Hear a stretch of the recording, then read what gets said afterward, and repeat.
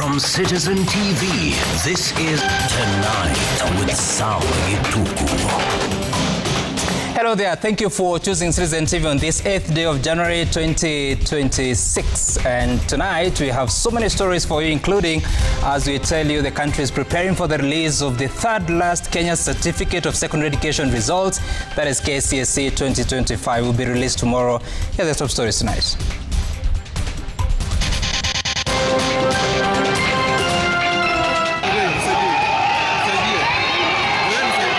Bloodshed averted. Businesses paralyzed in Nyeri after armed goons attempt to block former Deputy President Gachagua's political rally, clashing with his supporters. Talking things out, a section of ODM leaders in closed-door deliberations to end internal wrangles in the party. Mimi nataka nikuulize wewe. Husemi ya kwamba unapanga vile vijana watachaguliwa, hapana. Unasema wewe unapanga vile vijana watakupigia wewe kura. Watakupigia wewe kura ndio wapate nini? They have no plan. President Ruto tells youth to avoid the opposition, says his rivals selling empty rhetoric. If a tremor, even at a very low Richter scale, was to happen in Kenya today, a lot of buildings will come down. Unsafe buildings in the city. Construction experts raise alarm over the state of Nairobi structures, calling for action against officials and developers who approved the collapsed South Sea building.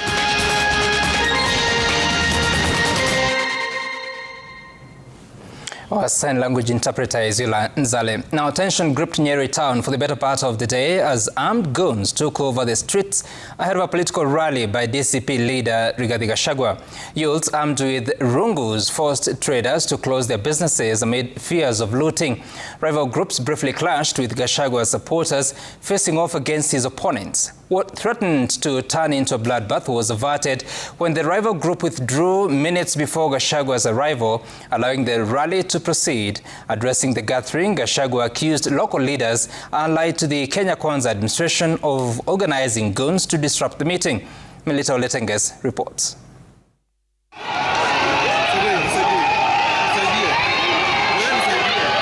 Running battles erupted in Nyeri town ahead of Rigathi Gachagua's political rally. Goons armed with clubs had taken over the town for the better part of the day. Armed with batons, the marauding youth poured onto different parts of the town, forcing traders to shut down businesses for fear of looting. The group attempted to block Gachagua's entry into the town before they were overpowered by his supporters in a melee shortly before he arrived.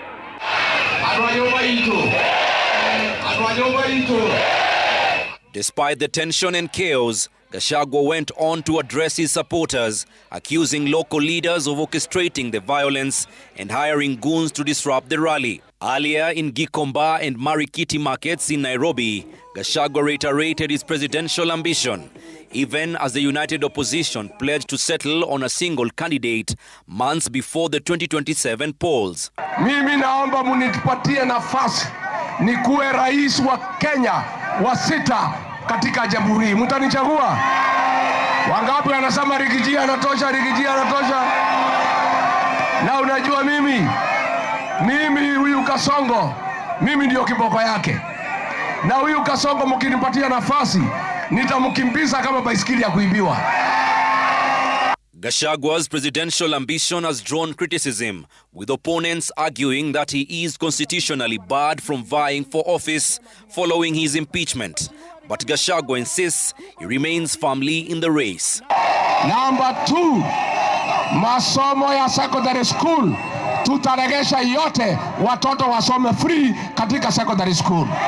The former deputy president is also popularizing his DCP party, saying his fallout with President William Ruto stemmed from lacking a strong political backing and a political party to safeguard the interests of his backyard. Najua tulipata hasara, tulienda harusi na gari ya mtu mwingine. Kufika kwa mtu akatuambia tushuke.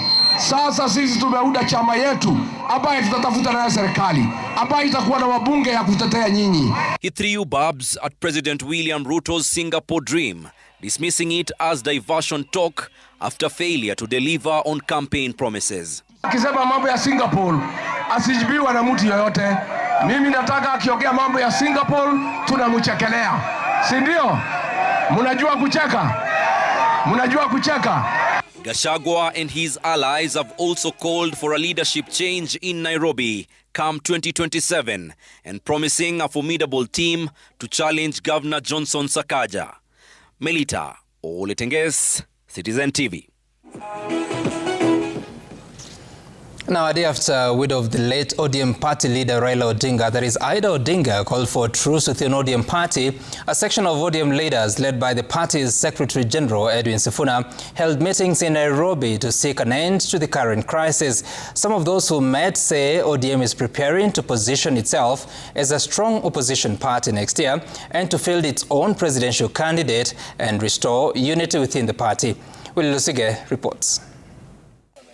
Following renewed calls for dialogue within the Orange Democratic Movement by the widow of the late Raila Odinga, Mama Ida Odinga, who urged ODM politicians to sit down and seek solutions to emerging divisions within the party. Raila ran ODM on the principle of constant consultations. It is my wish that we can preserve the party in his honor as a matter of service to our country. It doesn't matter what you have said to Sifuna or how badly you feel about me. I am prepared to sit down and iron out our issues. A section of ODM members appear to have taken the cue and embarked on a journey to finding common ground. Images circulating on social media show the Sifuna Orengo-led faction at a meeting. Among those present at the meeting were 13 leaders, including Nairobi Senate and ODM Secretary General Edwin Sifuna, Siaya Governor James Orengo, and members of Parliament Millie Odhiambo, Babu Owino, and Ruth Odinga.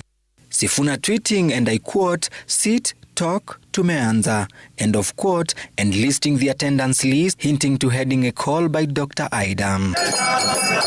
Former Makadara Member of Parliament Ruben Ndolo, who was also present, says some of the discussions centered on plans for the 2027 politics, including the convening of a National Delegates Convention NDC in the near future, and the party's resolve to field its own presidential candidate. ODM ni chama kubwa sana, na tunataka ODM wasirudi nyuma kusimamisha presidential candidate. The meeting comes amid intensified efforts to steady the Orange Party, which has faced internal turbulence following blame games over Raila Odinga's loss in the 2022 general election. Willie Lusige, Citizen TV, Nairobi. President William Ruto has warned the youth against falling into the opposition trap, saying they are only interested in their votes with no plan to resolve their challenges. Speaking while launching the second phase of Nyota project, where 50,000 youth received money for startups, President Ruto called on the youth to elect leaders who have already shown a track record to address their plight. Stephen Leto reports.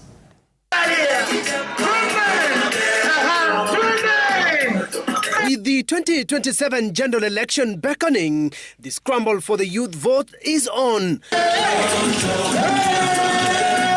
President William Ruto was in Eldoret Thursday, rallied the youth behind his re-election as he unveiled the second phase of the Nyota program, where approximately 50,000 beneficiaries received 22,000 shillings deposited into their Nyota mobile wallets, with an additional 3,000 shillings allocated to their NSSF savings account.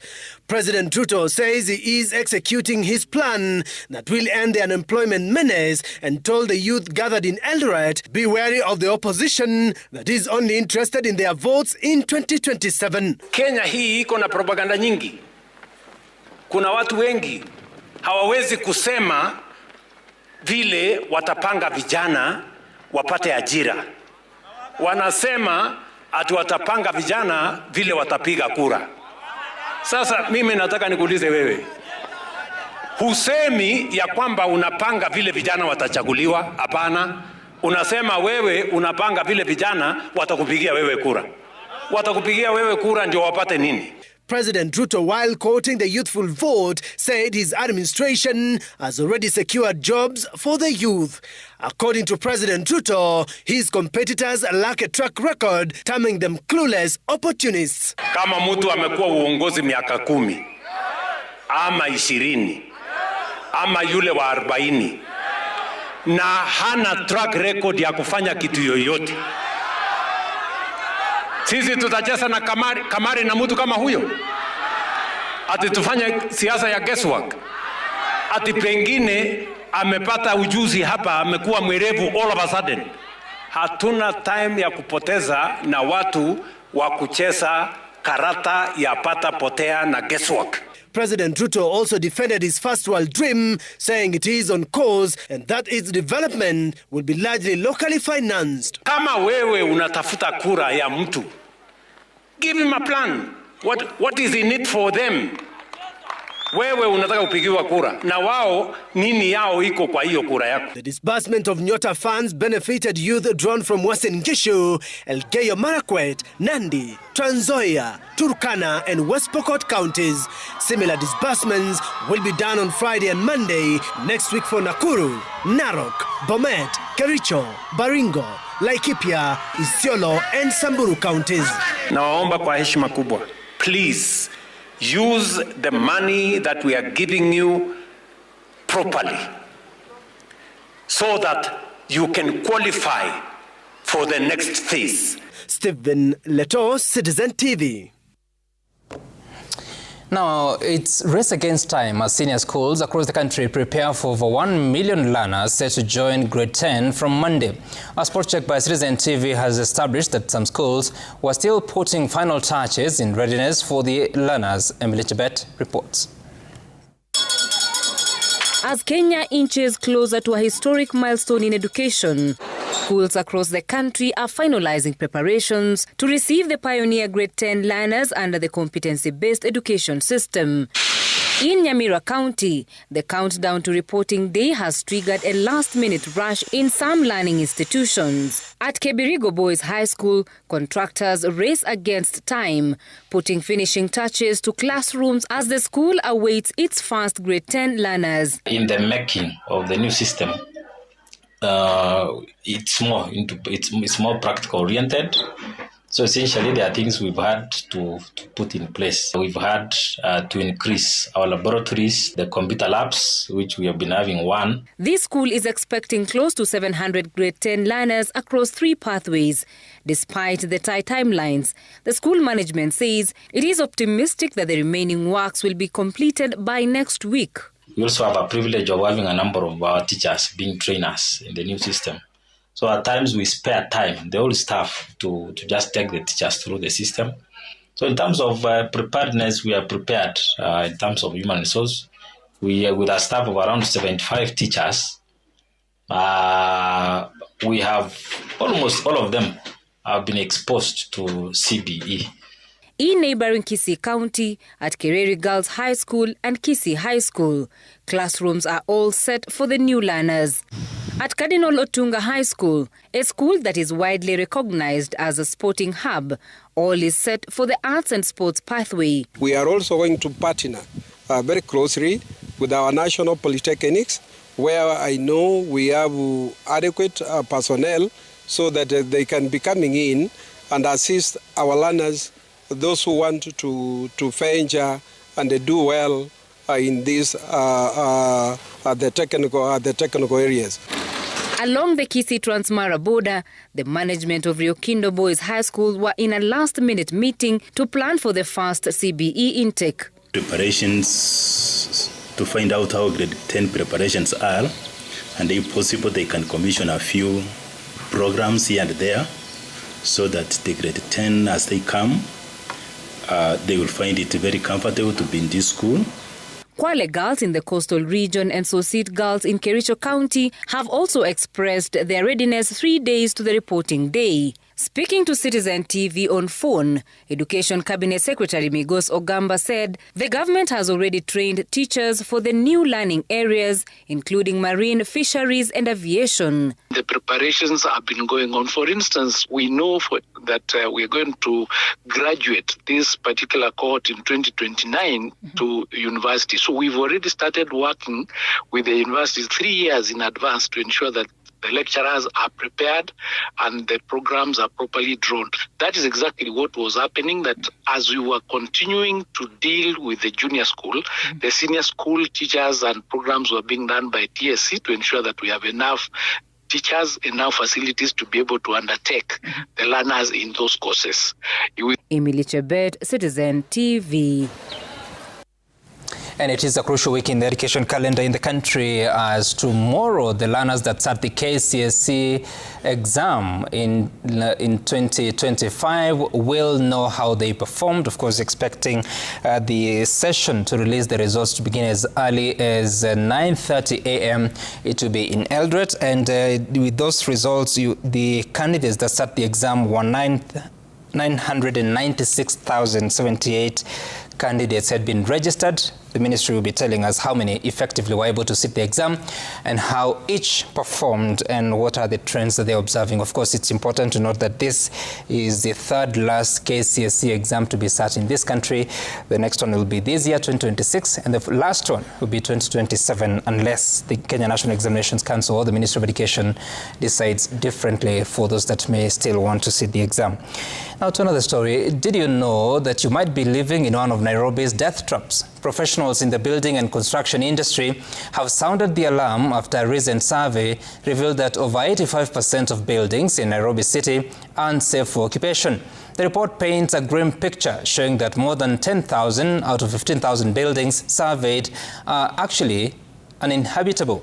And as Manuel Toh now reports, the Building Industry Union is demanding a swift investigation into the South Sea building collapse, calling for those who approved the extra floors to be held accountable for breaching professional conduct. In their address to the nation about a week after the collapse of the 16-story building in South Sea in Nairobi, the professionals drawn from the Institute of Engineers of Kenya, IEK, the Architects Alliance, TAA, and the Kenya Institute of Planners, among others, called for immediate action against those who are central to the approvals of the construction of the building. The developer has that first duty of care of getting the right consultants. Secondly, the person who we have to blame, if we are to go in the pecking order, is the contractor. The contractor by contract ultimately holds the duty of care on that construction in terms of its quality, its processes. Who was the responsible structural engineer, for example? Is he the one in the records of NCA? Is he the one that on the site? Is he the one who was approved the drawings? It's a calculation that has to start from the foundation. It doesn't matter whether you have the money later. If the foundation was not ready for the more floors, you can't just add them.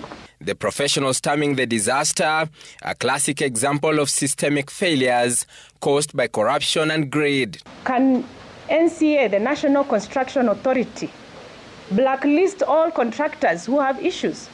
Make it public. Let us know who are those directors. Can KEBS give us, certifications of building materials so that we are sure what we recommend is what is actually going to be used on site? The collapse happened because of systemic issues. They have systemic issues, largely preventable.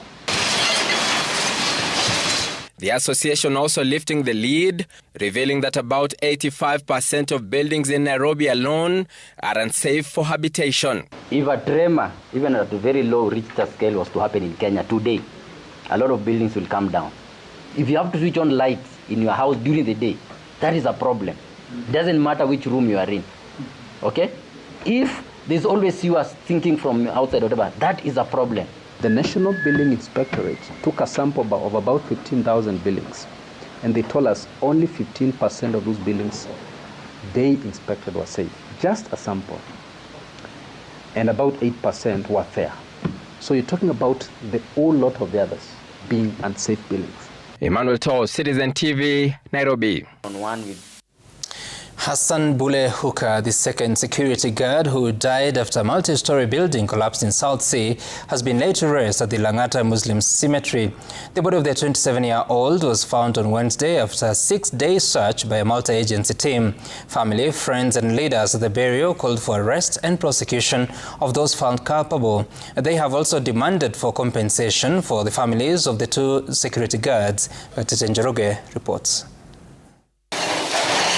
A day after the discovery of the body of 27-year-old Hassan Bule Hooker, family, friends and leaders gathered at Langata Muslim Cemetery for his burial. A post-mortem conducted before the burial revealed he died as a result of multiple injuries sustained when a multi-story building collapsed in South Sea, Nairobi last Friday. With the discovery bringing to a close the search and rescue mission that lasted a week, those at the burial renewed their calls for justice for the 2 families left desolate with the loss of their breadwinners, both of whom were employed as security guards. Kuna ununu mingi ya kwamba hii nyumba hawajatekeleza maktaba mzuri na kujenga nyumba, lakini hiyo hatuwezi sema saa hii. Kama familia tunaongoja ripoti, haki itendeke, haki ifanyike, ndio tuone vile tutaendelea. If there are any faults on the part of relevant agencies of government, then actual compensations will not only be sought, but will be found. And we definitely, if necessary, we're going to use the justice system to ensure that we get compensations at all costs. Members of parliament who joined the family condemned what they term as poor workmanship and called on the DCI to expedite investigations and ensure all the culprits are held accountable. The civil engineer, the contractor, and the guys at the city hall who have approved that workman must bear responsibility for the loss of lives and loss of property. We pray that proper investigations will be put in place and that the culprits will be brought to books. And that is the only time we will rest. If that action will not be taken, myself and Mheshimiwa, together with other Mheshimiwas, will bring a statement to Parliament so that further investigation can be done. Meanwhile, detectives investigating the case have so far recorded statements from the owners, the architect, and the foreman ahead of the lapse of the 7 days period given by the Director of Public Prosecutions. The file is expected to be submitted to the DPP by Monday. Lands Cabinet Secretary Alice Wahome on Wednesday blamed the Nairobi County government for allowing construction of 4 more floors above the 12 floors approved when the developer first sought for approval. Gatete Njoroge, Citizen TV, Nairobi. And now to matters of health, the family in Nairobi's Kawangware area is seeking justice after a routine dental procedure left their loved one in severe pain. Amos Isoka had to be admitted to another hospital following a tooth extraction that went wrong. And Asode Francis now reports the health worker who carried out the procedure has admitted that she was not qualified to perform it. This is the reality Amos Isoka now lives with. Amos walked into a clinic seeking relief from a painful tooth. Instead, that routine visit spiraled into a severe, life-threatening infection, one that has robbed him of his ability to speak or to eat, and turned a simple search for care into a daily fight for survival.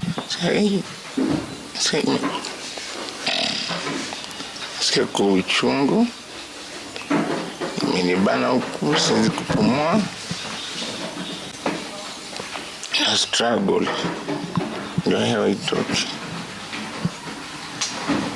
siwezi nikameza kitu,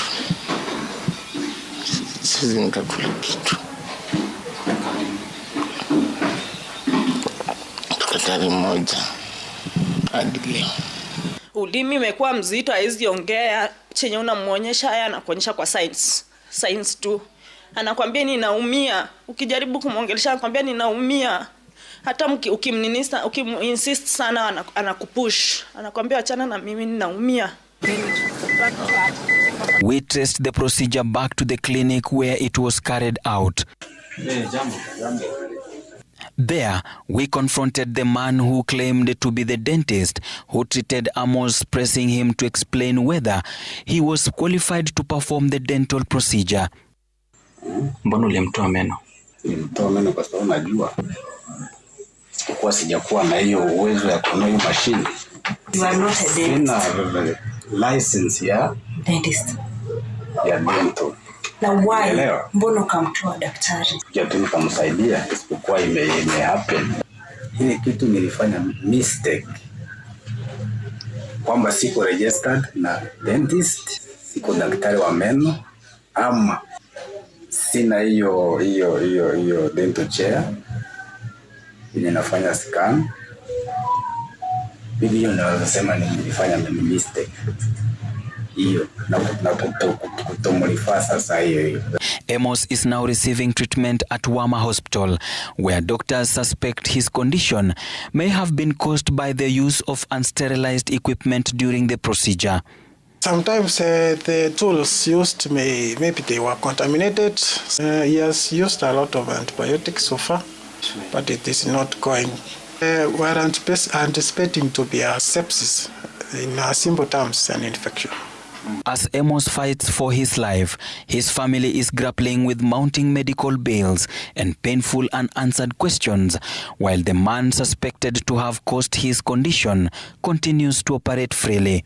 Went huko akaniambia niende scanning Mbagathi. Ngamuuliza wendo umenikibu nilike transfer nende Mbagathi. Akaniambia yesi shughuli yangu. Toka tarehe 1 hajakula. Tuko tu na Amos hivyo tu.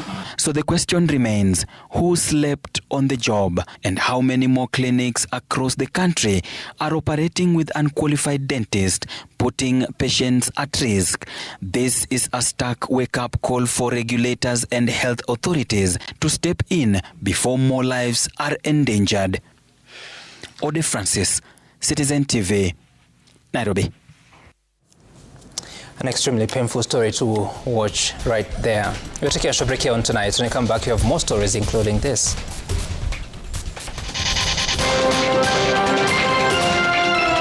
Akagonga huyo bwanangu mguu hapa, akamwangusha chini. Au vijana au manyumba 10 wakamrukia, wakaanza kumpiga. Beaten to death, a family in Nyamira seeks justice, alleging their kin was assaulted and killed by an assistant chief with the help of Nyumba Kumi members. A family in Enchoro village in Nyamira County is appealing for justice for their kin who died weeks after he was allegedly assaulted by a government official. 39-year-old Eric Mokaya sustained injuries in December after he was allegedly attacked by the area assistant chief on claims of transporting illicit brew. The accused administrator has, however, denied the allegations, saying that Mokaya fled and might have sustained injuries elsewhere. And as Laura Otieno now reports, medical records show that the 39-year-old died from blunt force trauma that fractured his skull. A cloud of grief has engulfed Eric Mokaya's home in Nyamira County. The family is struggling to come to terms with the death of the 39-year-old father of 2. Mokaya was allegedly attacked by the assistant chief, who flagged him down on the night of 11th December as he was heading home with his family. The attack was to usher Diana Kerubo into widowhood, according to her testimony. Kagonga huyo bwanangu mguu hapa, akamwangusha chini. Au vijana au manyumba 10 wakamrukia, wakaanza kumpiga. Kerubo says the assistant chief, identified as Richard Kishana, also attacked her and her son. Akanitoa blouse yenye nilikuwa nimevaa. Sasa mtoto kuangalia, huyo wa grade 9 ndio akakimbia akamuuliza unafanyia nini mamu hii? Akagongesha mtoto mti hapa hadi hiyo mti ikapasuka. Huyo akapiga makelele sana kutoka kwa shamba na kila mtu alisikia. Sio kitu ati ilikuwa ya polepole hivi kuongea ati toka. Alimtoa kwa kumpiga. The post-mortem report shows that Eric died from a skull fracture consistent with blunt force to the head. The Enchoro Assistant Chief at the heart of the accusation, Richard Gachagua, has denied allegations of battering Mukaya to death and assaulting his wife. Tulikutana na wao na jamaa akaajiria pikipiki na pombe ilitoka kwa pikipiki. Nikashika pombe. Niliposika pombe, mama alijaribu kunifuruta kidogo, lakini akatoa nguo nikamwachilia na mzee alikuwa ametoroka. The widow recorded a statement at Kiambere police station and obtained an OB number. Kerubo says the assistant chief had attacked her before. Mokaya's body is at the Nyamira County morgue as the family searches for justice for the 39-year-old father of two. Laura Otieno, Citizen TV. A panel established by President William Ruto in August last year to come up with a compensation framework for victims of demonstrations and public protests will now be an advisory entity with a mandate of 6 months. This change is contained in a Gazette notice published by the Head of Public Service, Felix Koskei, giving effect to a finding of the High Court that the President had no mandate to appoint a body to execute a function already assigned to the Kenya National Commission on Human Rights, KNCHR.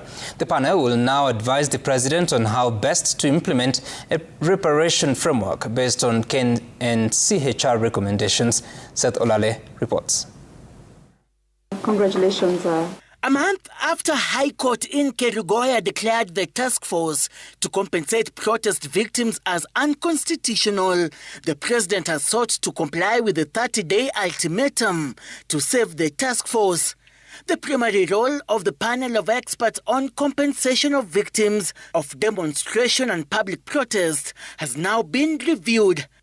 In a Gazette notice dated January 5th, circulated by Chief of Staff and Head of Public Service, Felix Koskei, the functions of the panel will now be to advise the President on the lawful and constitutional implementation of the reparations framework for victims of public protests and riots based upon a report prepared by the Kenya National Commission on Human Rights, and that the panel will perform its functions in strict compliance with the Constitution and all applicable laws and procedures in collaboration with relevant public bodies and institutions where necessary. The Kerugoya High Court had ruled that President William Ruto had no constitutional authority to constitute a body to advise on the compensation of victims, holding that the mandate squarely falls within the Kenya National Commission on Human Rights. In its ruling, the court directed that the report in question be submitted to KNCHR, which shall undertake the necessary executive actions and allow for any required amendments to bring the process into conformity with the Constitution. The panel's term has been extended for a further period of 180 days from the date of publication of the Gazette notice. Seth Olale, Citizen TV. The Kenya Medical Practitioners, Pharmacists and Dentists Union has thrown its weight behind a directive by Health Cabinet Secretary Aden Duale banning the renewal of licenses for foreign doctors, accusing private and mission hospitals of exploiting both foreign and local doctors for cheap labor. The directive halted with immediate effect the licensing of foreign doctors unless they can establish that their expertise is not available locally. The union now wants an audit of licenses and work permits, as Mary Moki now reports. The Kenya Medical Practitioners, Pharmacists and Dentists Union is raising the alarm over what it terms as modern-day slavery in Kenya's private health sector, accusing some hospitals of exploiting foreign doctors to suppress wages and disadvantage local practitioners. Speaking during a press briefing, KMPDU Secretary General Dr. Davji Atela said more than 3,000 foreign doctors have worked in Kenya over the past 3 years in violation of labor, immigration, and medical practice laws. Many of these practitioners are not recruited to address the genuine skill gaps that exist in the country.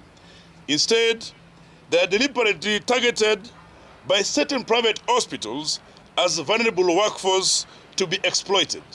These facilities have institutionalized a system we can only describe as modern-day slavery. This issue where we take the brightest of our children, parents selling land, help, paying, just training one doctor costs 5 million shillings. And right now they're putting 5 million of taxpayers' money and our money in training people. Then you dump them. The union accuses some private and mission hospitals of recruiting doctors from countries such as India, Pakistan and Egypt, paying them as little as 50,000 shillings a month while subjecting them to unrealistic working conditions. The medics link such exploitation to unethical medical practices. When hospitals prioritize profit over professional integrity, the consequences are devastating. The ethical decay witnessed in recent organ transplant scandal is not accidental. It is inevitably outcome of institutions that disregard the dignity of the workforce. There's something called the anthropology of healthcare. We are the ones who come from this country. We know our health-seeking behavior. We know when somebody comes and tells you that nasikia joto or nasikia kichwa inauma, we can interpret how our people speak their language and how they communicate and how they are health-seeking behaviors. KMPDU is calling for an immediate audit of medical licenses and work permits and wants the Ministry of Health to work with immigration and public service authorities to enforce compliance. Mary Mwoki, Citizen TV.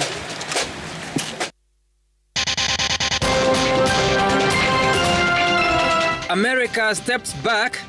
Trump orders U.S. withdrawal from 66 international organizations and treaties, signaling a major shift in Washington's global engagement.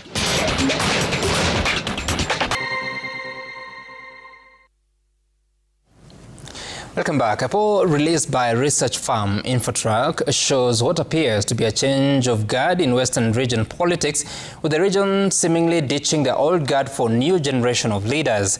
According to the poll conducted in December, Trans Nzoia Governor George Natembeya's popularity in the region has grown, outpacing seasoned leaders such as National Assembly Speaker Moses Wetangula. ODM Secretary General and Nairobi Senator Edwin Sifuna has also grown in popularity in the vote-rich region of Western Kenya. Here is Jimmy Mbogo with more. As the political tempo slowly picks up, the vote-rich region of Western Kenya is seemingly churning a new way forward. The latest report on the region conducted in December 2025 now shows that Trans Nzoia Governor George Natembeya is emerging as the most influential leader of the Abaluya community with 50% support. The first-time governor's influence outpacing the influence of seasonal leaders, with Prime Cabinet Secretary Musalia Mudavadi coming in a distant second at 31%. Vocal ODM Secretary General Edwin Sifuna has also emerged as a key voice in Western politics, coming in third with 31% support, ahead of National Assembly Speaker Moses Wetangula, whose influence has shrunk to 29%. George Natembeya is emerging as the most influential political figure in Western Kenya. He is ahead of Musalia Mudavadi, Edwin Sifuna and Moses Wetangula. So what this is telling us is that the Luhya in Western Kenya are rewarding perceived potency. Leaders seen as forceful, leaders who are seen as effective, than just formal office bearers or seniority in politics. So there's a change in terms of perception of the political leaders that we have in the region, in terms of who can influence the politics in the region. To tap into the vote-rich region, which boasts of 2.6 million registered voters, those seeking the high office will need to address the county-specific issues, including road and infrastructure, which has emerged as the top priority issue for the region at 21%, followed by the cost of living at 17%, market for agricultural produce at 12%, revival of sugar companies at 11%, and access to health services at 10%. Western ones are visible, local and measurable economic contract. So it's not just an ethnic contract where you ally because of your ethnicity. It's about economic issues. So rhetoric and symbolism will not clear this bar. So anybody who is talking economic is likely to appeal to these voters as compared to those ones who simply rhetoric around ethnicity and other things. The report also shows that ODM has the strongest support in the region at 21%, followed by UDA at 20%, while DCP comes in third at 7%. President William Ruto continues to enjoy the highest support in the region as the preferred presidential candidate at 25%, followed by former Interior CS Fred Matiang'i at 15%, with George Natembeya coming in third at 13%. Jimmy Mbogo, Citizen TV, Nairobi. President Donald Trump has withdrawn the United States from 66 international organizations, including 31 UN entities. In their number, the UN Conference on Trade and Development, the UN Population Fund, and the UN Framework Convention on Climate Change. U.S. President Donald Trump has, in his second term, shown himself to take no prisoners, Maduro excluded, of course.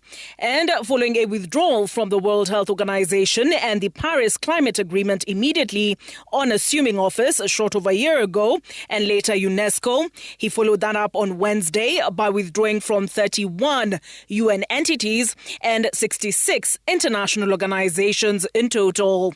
His Secretary of State, Marco Rubio, explaining what started as a pragmatic framework of international organizations for peace and cooperation has morphed into a sprawling architecture of global governance, often dominated by progressive ideology and detached from national interests.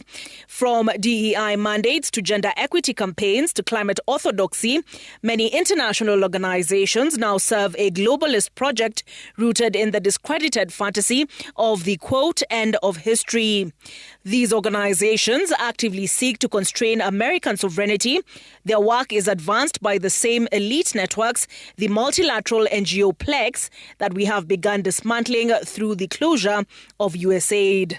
We're not doing this anymore. We are not going to spend billions of dollars funding the NGO industrial complex. Notable UN agencies affected by the expanded executive order are the UN Conference on Trade and Development, UNCTAD, the UN Framework Convention on Climate Change, and the UN Population Fund, UNFPA, whose headquarter operations were partially moved to Nairobi in 2025 as a cost-saving measure. We have been investing in Nairobi, creating the conditions for Nairobi to receive services that are now in more expensive locations. Wednesday's executive order will have further cost implications for the UN, given the United States contributes 22% of its regular budget, not considering its contribution to peacekeeping, specialized agencies, and voluntary contributions.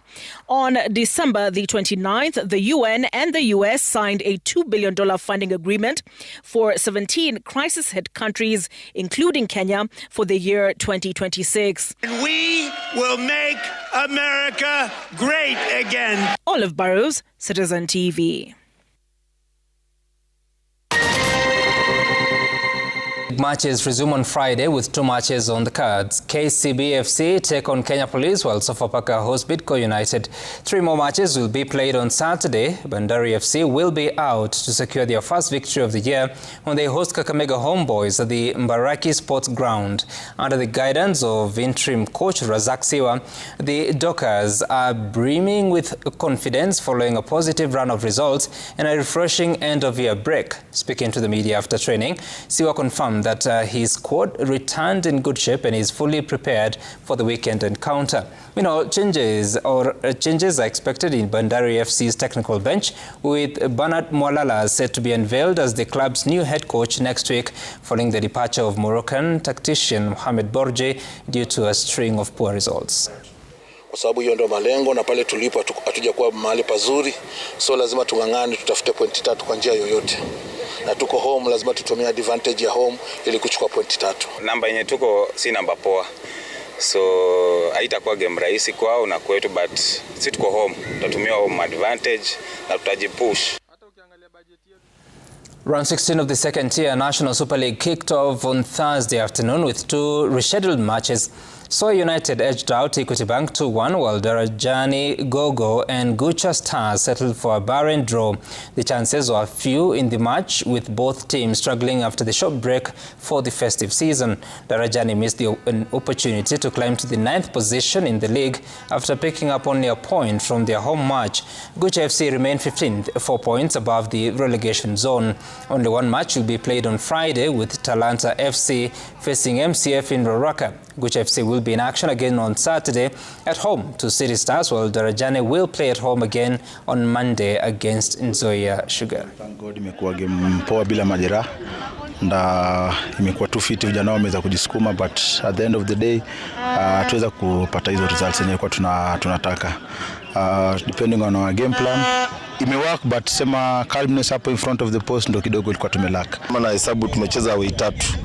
Tangu tucheze na Naivas, tumeenda Mombasa, tumerudi hapa tena Nairobi. So ni away 3. Nashukuru kama tunaweza pata point, si mbaya kwa sababu players wametoka Christmas na nilijua game itakuwa tense kidogo kwa sababu sijui kama Gogo ametrain, mimi kusema kweli tuja train.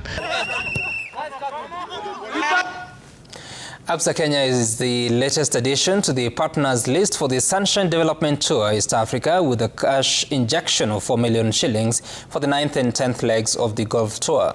The 2 legs are set for the Thika Greens Golf Club from 14th to 16th of January and at Karen Country Club from 19th to 21st of January.